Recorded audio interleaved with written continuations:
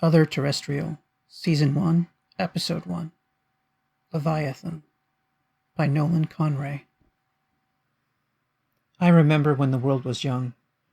From the moment I was born, I had looked at the sky. In a pool of water, my eyes had opened to view above an endless expanse of gray. For millions of years, I stared at that sky, hanging overhead. Was that all there was to the world? All there was for me to see? Broken stones and deep water below, with shapeless gray clouds above. Then, one day, the heavens opened. The clouds of the age of hell gave way, and in their place the stars shone. Beautiful, tiny, perfect lights that glittered and moved. I watched them on their journeys for ages, seeing how each dot drifted in a way that made me feel there was so much more to them than I could ever imagine. And I wondered what they were. My creators would not deign to answer the questions of a slave.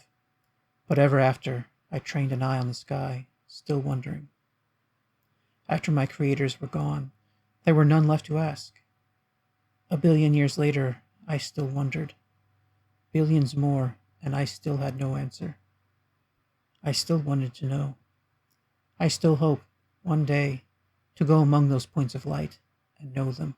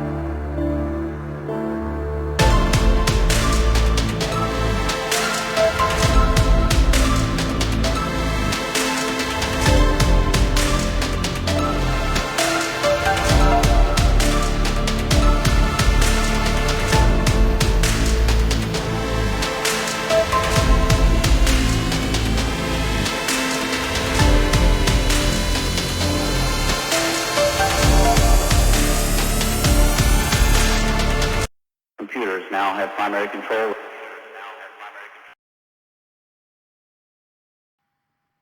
Admiral Vandos woke me with a Priority 1 call. Despite being 2,000 light years away and in the middle of the night, ship time, he called. Snapping from sleep, I realized that if it had been anything routine, he'd have spoken to the watch officer instead. It wasn't cold, not on a ship. They always tended to run hot. But I felt cold, like I had so often when I was young. "Admiral," I answered, taking far too long to pull on a robe and take the call. His worry robbed his face of its normally tight professionalism. He might be able to hide his fear from others, but after years of service together, I knew him too well. It was good to see my former CO, no matter his concern, though we are now separated by unthinkable distances. "Ian, I have news." He coughed and wiped his forehead. "It's going to be all over the GlackNet soon.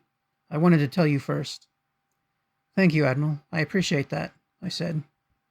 I meant it, but it was also a stock answer to buy my brain time to organize. He knew me well, enough to tell how my tiredness affected me. "Ian, this is just you and me, as men. No ranks.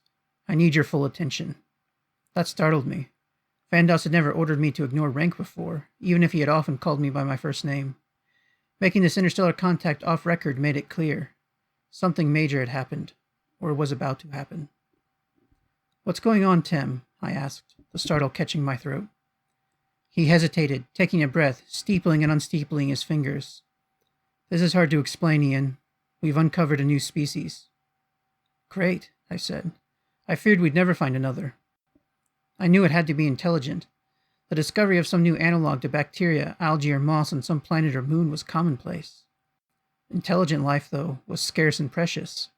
And while we had met aliens, they were counted in the low dozens across vast stretches of space. It's on Earth, Vandos said.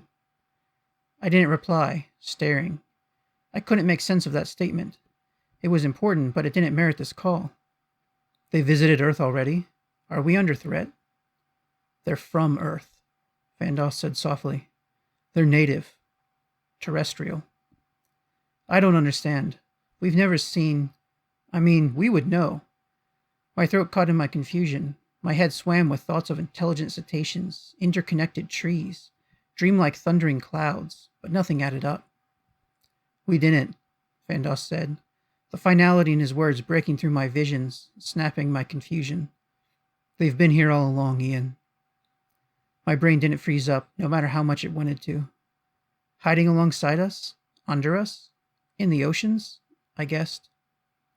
The Admiral nodded. For millennia, in the deepest parts of the ocean. They're not anything like us, Ian. Not at all. I saw true fear on the Admiral's face, and for a moment dread welled up inside me. Then my rank fell back onto my mind, and dispassionately, professionally, I worked the threat potential. The dread and the fear abated by my experience in the bazaar, and in the faith of my crew, my community, and in the union to which we belonged. The spool of fear tightened by anxiety unspun with careful consideration.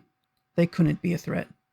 Even if something came up from below and took us entirely by surprise, there were trillions of humans in the Sol system alone. There was no way we couldn't overwhelm and defend ourselves against something that only inhabited one world.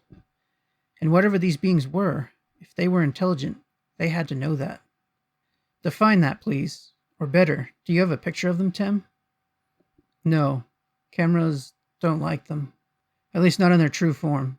They change shape, Ian, as easily as we take off a coat. They can look like us.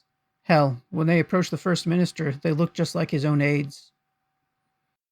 I took a long moment to let that sink in and frame that with my previous orderly thoughts. Have you seen what they normally look like? The Admiral's nod was slow. He was pale, sweating, like a man who'd been called upon to identify his own kin in a morgue.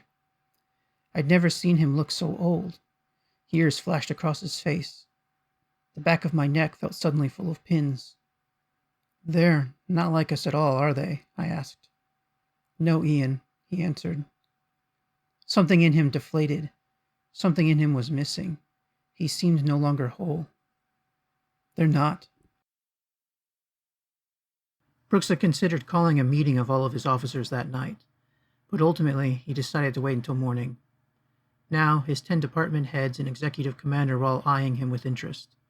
They knew him well enough at this point to know that this was something serious, but none let their concern show. Knowing their consternation, Brooks decided to come directly to the issue. I've been informed that a new intelligent species is in negotiations to join the sapient union. As unlikely as this sounds, this intelligent species is from Earth. With respects, Captain, Dr. Y asked, how have your people never discovered another intelligent species on your world? Trust me, that is a shock to us, Doctor, Brooks replied. But a planet is a big place, and there's a lot of space where beings could hide besides the surface. They didn't want to be found, and so we didn't find them. Brooks could understand why the alien AI could find that shocking. His kind did not even have a true homeworld, having been created in space by their parent species that had never been biologically capable of interstellar colonization. Executive Commander Early leaned forward. Despite most of his face being hidden behind cybernetic augmentations, worry was evident in him. And why the secrecy? As shocking as this may be, there seems no reason to hide it. It is an unusual move, Brooks agreed, but this species are different from anything else we've met before. What are they called? Do they have a name? Sens asked, the screen that attempted to show an appropriate human emotion failing to keep up with the buzzing curiosity of his many minds. Emotions flickered across the screen, ranging from confusion to shock as his many polyps tried to reach a consensus. They have informed us that they have a proper name, one we can pronounce. They are called Shoggoths. Other relevant information has been dispersed to your systems. As the data was given to the officers, he saw their eyes unfocus as information was projected into their personal heads-up displays. Captain, this says that they average 15 metric tons in weight, Dr. Y said. Again, how were these undiscovered before now? If you keep reading, Doctor, you'll see why. Shoggoths can change shape at will. They are, apparently, fantastically skilled at this. They are even capable of mimicking a human being well enough that their ambassador simply walked up to the First Minister on Earth and introduced itself. Now he saw the nervousness among his officers. So that's why, Early said. Captain, do we have any method of recognizing a Shoggoth in human form? As far as I'm aware, the captain replied, no. However, this is early information. Their existence has not yet been publicly acknowledged. The Shoggoths are very private beings, which is likely why they've remained hidden until now. There are no images of them, Dr. Y noted. Do we have any? I understand that proceedings are cautious, and it is an early date, but surely there is an image. Captain Brooks shook his head. As of yet, I have not been given any images of the Shoggoths. The doctor's voice was calm. Distressing, it simply said. I'd like everyone to look over this information over the course of the day. News of the Shoggoths and the treaty are likely to be revealed next week. I want you all prepared to field the questions that people will have, and to help them acclimate to the newest members of the Sapient Union. Dismissed. The heads of departments all rose and shuffled out. Brooks saw that Early was dawdling, and when they were alone, he nodded to the man. Did you have something else, Early? Yes, Captain, but I don't believe you're free to answer my question. It was probably true, but Brooks also was not going to keep the man from asking. What is the question? What's so strange about these Shoggoths that requires complete secrecy? Early asked. Captain Brooks looked at his first officer in silence. He could not tell the man of Admiral Vandos's concern, or of his own, or the myriad bizarre details of their existence that did not seem to match their understanding of the universe itself. Return to the bridge, he finally told Early, not harshly. I shall join you there shortly. Attention! Docking procedures completed. Coupling is now initiating. All personnel wait for the all-clear to open vacuum hatches. Captain Mayor Ian Brooks looked down the line of officers as the computer spoke to those assembled. Not only the primary 11 were gathered, but several dozen other officers of the Creighton. It was only appropriate, as it was not every day that a new ambassador came on board. Brooks assumed a spot at the head of the line and stood with his hands behind his back. It had been 2 months since the public news of the Shoggoths had broken, and the treaty between humanity and their kind had been established. Curiosity had reached fever pitch, but there had been precious little information in that time. 2 weeks ago, he and his ship had been recalled to Proxima Centauri. The first ambassador of Shoggoth kind would be joining his ship. Pressure established. Shuttle hatch doors opening now. The aperture let out a hiss of gas as it parted. A figure walked at the fore, a tall and plain-looking man. His face was emotionless, both his eyes and his hair were dark green. The Shoggoth ambassador was here. Brooks stepped forward. Greetings, Ambassador. I am Captain Ian Brooks, and I welcome you aboard the Creighton. The being looked at him. The green eyes met his, and Brooks felt a ripple down his spine and sudden nausea. With a force of will, he pushed it down. The Shoggoth that looked like a human waited an uncomfortable period of time before replying. So you are. I'm told that you prefer to be called Kel, the captain said. Is this an acceptable moniker for you? If it is necessary to have a word for me, then it is fine, the ambassador replied. Nodding and forcing a smile, Brooks gestured down the line of officers. Allow me to introduce you to the command staff of the Creighton, Brooks said. The sense of unease continued to grow within him, and as he turned to look down the line, he realized it was not just him. On the faces of his officers, if they could show it, they looked bothered too. Distress marked some faces, others looked as if they might be physically ill. They all hid as best they could. Their professional composure was unbroken, but the tension in their faces was unmistakable. My first officer, he began, introducing Early. This is not necessary, the Shoggoth interrupted. I have already seen their files. I know them well enough. Ah, yes, but meeting them in person is somewhat different than... Not for me, Kel replied. He pointedly moved his eyes down the line. I have seen their faces, and I will not forget them. Raising his voice slightly, he continued. Have all of you seen me? Is this a sufficient view? Brooks was shocked that it didn't seem even the slightest sarcastic, but was asking a legitimate question. All eyes turned to him, and Brooks gave a short nod. Yes, Ambassador, this is sufficient, Early said. The Shoggoth turned to Brooks. I will go to my accommodations now. Brooks was finding it hard to concentrate. There was something about the mere presence of Kel that was unnerving him more and more. Doggedly, he fought down any reaction. Very well, Ambassador. I will have you shown there immediately. Sir, Sens's vocabulator buzzed. If I may volunteer. Brooks felt a sense of relief. Very well, Ambassador. This is all right. You're aware of who Sens is. The coral being stepped up, moving swiftly despite the clunkiness of his water-filled suit. If you will follow me, Ambassador. Kel followed the science officer out of the room. Brooks' eyes went back over the officers. Relief was palpable in their faces. He felt it too. As soon as the Shoggoth was gone, all the tension had left the room. Return to your stations, he ordered, and left as well. He's very friendly, Early noted dryly as the two walked into Brooks's study. It is very old from what we know, Brooks noted. Until now, we've never encountered an intelligent species that lives longer than 500 years naturally. You're saying that it's an issue of a different perspective, the first mate said. Exactly. There's no record of humans having contact with their kind before, so this is new for them as well. Records are very incomplete, even as late as the 22nd century, Early said. As for how old they are, how old are they precisely? Brooks frowned. I don't know either. Reports have suggested they saw much earlier eras of the world, long before humanity. But that might be older generations. The ambassador, at least, has shared personal recollections back to the dawn of human agriculture. Early made a soft whistle of amazement that crackled through his vocabulator. So almost 15,000 years. That's a very long time. A chime came from the door. Enter, Brooks said. Sens came in, his digital face showing a smile that the captain thought managed to convey some tiredness as well. The ambassador has been settled in, the Kroll told them. To the expression he wishes, is there anything he requires? Early asked. Only that no one enter his room without his permission, Sens replied. That will have to be stuck to, Brooks said. Do you think it's hiding something? Early asked him. Yes, Brooks answered bluntly.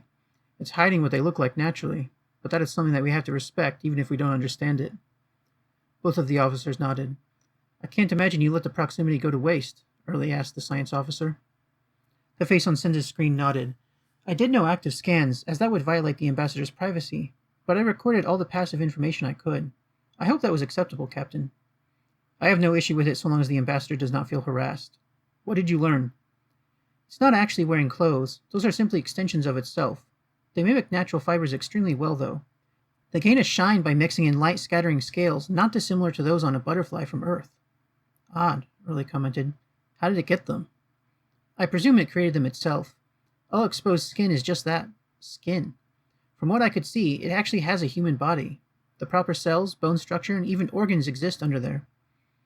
The hair is odd, though. They have a keratin shell but are alive and can move. Make a report of all this and share it with myself, Dr. Y, and Early, Brooks ordered. He glanced between the two officers. As important as this is, it's not our primary task right now. We have to continue preparations to return to active duty. Dismissed. Preparing to depart again after time at port was always a busy time for Ian Brooks. There was the maintenance on nearly every part of the ship. That meant beetle slugs were underfoot in every critical area.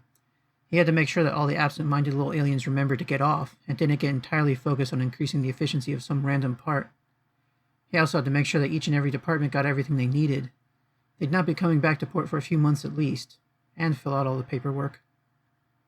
It had been 9 hours since Ambassador Kell had come aboard, and he'd been working long past when he should have stopped. His body desired sleep, but he instead made his way to one of the ship's lounges along the equatorial axis. There were 5 such lounges on the ship, all of them around the equator. This was his favorite, Fortaleza. It helped morale, he'd found, for him to make such a public appearance regularly, and today would be no different. The shaking up of personnel and civilians at port and the new unique ambassador were all reasons that might cause concern on the ship. And he took it very seriously that everyone in his ship knew that things were well. The Kraton was not merely a ship. She was a city in space with nearly 35,000 souls aboard. While every such city ship elected a mayor to represent its residents and to be their liaison to the command crew, to speak for them, he had been chosen by the people of the Kraton to be mayor in addition to being captain. It was a great honor, and he would not fail them any more than he would fail his ship. Entering Fortaleza, he walked among tables and booths, smiling at some people, nodding to others. A clerning he knew loosely smiled at him, a rare action from their kind. Reaching the great windows that looked out of the ship, the largest such windows, solely for the enjoyment of those aboard, he stared out at the mega-structures that they were currently docked with. To say that the great shipyards of Proxima Centauri were colossal was an understatement. The automated construction systems could be building stations and capital ships in numbers that boggled the mind. It was, by any definition, a megastructure. Through a window on an extended tunnel connecting to the ship, he saw dozens of people moving through. Some leaving, some coming aboard. He'd approved the transfers, viewed the list of new citizens. He'd get to meet some soon enough. That was traditionally the day after they left port, to allow them time to settle in. He felt more than heard someone approaching. He began to turn, an easy smile coming to his face. It faltered, just slightly, as he saw who it was. Ambassador Kell, welcome, he said. The ambassador said nothing for a long moment. instead simply sidling up next to him and looking out. Its eyes lingered on the vast construction areas, but then moved to the stars. "They are much brighter off of Earth," he commented. "I understand it is because of the lack of atmosphere, but the difference is stark." Brooks looked out. The stars were brighter, but he wondered if it was even more of a shock for a being that had looked up at the stars for so much more of its life than he had. He glanced around behind them. The ambassador's arrival had not gone unnoticed, and he saw many eyes watching them. He forced a smile again, feigning a relaxed demeanor he did not feel. Though, at least, he didn't feel nauseated again. Something he'd read in the reports was that reaction did not typically last long. "You're seeing an alien star already," he noted. "The star of this system, Proxima Centauri, is actually the closest star to the Sol system. She's part of a trinary system, actually. We can't see the other two stars, Rigel Kentaurus and Ptolemy, from this angle, but they're quite close by astronomical standards." Kel leaned forward, touching the clear panel that separated them from the void. "I recall its position in the sky. I did not give it special attention at any time, but I know of this star. The others, they are moved, in new positions. We are 4 light years from Earth, so most are not that far off," Brooks commented. "To me they are," Kel replied. Brooks smiled again, but unconsciously. He hardly registered that he was feeling less unnerved around the Shoggoth, and he reached a hand to put up on the ambassador's shoulder. "You're going to see many others before—" Kel's head turned sharply towards Brooks as his hand settled on his shoulder. A stab of fear went through Brooks. He removed his hand. "My apologies, if touching you was an issue." "No," Kel said, interrupting him. His face was just as calm, but there was a tone to his voice that was different. "You are the least frightened I've met so far." Brooks wasn't sure he'd agree with that assessment, but remembering the voice of Admiral Vandos, he suddenly wondered. "I suppose we'll get used to you over time. You're just very different," he replied. "There's often an adjustment period for species that have just met each other." Kel returned to gazing out of the window. "I have no difficulty being among you," he said. It said it so easily that Brooks didn't doubt it. "You are not unfamiliar to me. Being around you here is no different from the rest of my history. Your type of life is always around." The Shoggoth's green eyes flickered over to him. "All that is odd is that you are not running away." "We no longer have a reason to be afraid," Brooks said confidently. Kel shook his head. "You are very wrong about that." Brooks knew his expression went dark, but before he could speak, the Shoggoth spoke again. "There is still much to fear in this universe, Captain." Brooks was unsure how to reply, but Kel turned away from the window, giving him a curt nod. "When the ship leaves, I would like to observe from the bridge." Brooks took a moment to reply. "That's fine. We leave in 13 hours. The massive screens that lined the bridge gave Brooks an almost complete view of space around the ship. While everyone, from the highest officers to those in the crew pits, could see the screens, his heads-up display in his eyes provided him a true, complete picture of space around them. He need only turn his head and look, as if the ship itself was made of glass. But none of these were true windows, merely screens. Unlike the ships of old, the Kraten's bridge was deep inside her heart, as safe as could be. It was important. This was the brain of the ship, and as long as they were alive, and at least one of the 7 reactors were functioning, she would be able to keep cruising, keep exploring, and if need be, keep fighting. "Sir, we are coming upon the edge of Proxima Centauri's Oort cloud," the navigator, G-Min Bin, informed him. "Flight control, bring in all our drones. Administration, signal all civilians to take a seat. We will be entering zero space in 1 minute. Set course for outpost BH-317. Their affirmations came, and he leaned forward in his chair. A door behind him opened with a soft hiss, and he glanced back. Ambassador Kel walked in. He looked around, taking in the view of the bridge. Brooks sat highest to give him a clear view of the crew pits and the best view of the screens. Just slightly below him was a ring of where the department heads sat, and below each of them were further areas going into shallow pits where the crew operating each section were busy. Though the vast majority of the ship's functions were controlled by computers and artificial intelligence that could operate faster than any human mind, there was always still work to be done for living hands. There were 2 seats near the captain's chair, and Brooks gestured to one. "Have a seat, Ambassador. We'll be making the jump to zero space shortly." "I prefer to stand," Kel replied absently. "All of these people operate this ship?" "That's right," Brooks said. "Early, why don't you help answer the ambassador's questions?" Early nodded, stepping over. He gestured to the other officers and began to explain their roles. Brooks focused again on what was coming. He'd entered zero space more times than he could even count by now, but it still thrilled some part of him. He wondered if it was the same feeling a sailor felt when they finally left harbor, just the wind filling their sails, going to a place they had never seen before. Places of legends and stories. but unlike in those days where he could take his ship was truly infinite. He interrupted his executive commander. Ambassador, I should insist you sit now. We're going to jump in half a minute and it can be quite the jolt. I took such a trip to Proxima Centauri, Kel replied. A Shoggoth does not fall down regardless of the jolt. I shall remain standing. Brooks exchanged a strained glance with Early. Very well, Ambassador. Early sat down and Brooks gripped his seat in excitement. Take us in, Navigator. Aye, Captain. Finn was an accomplished navigator, but he could hear the excitement in her voice. All of their hearts were beating more rapidly. 10, Brooks thought. Initializing zero-drive systems. All systems within operational parameters. 9. Fusion reactors are all stable, beginning the distortion field. 8.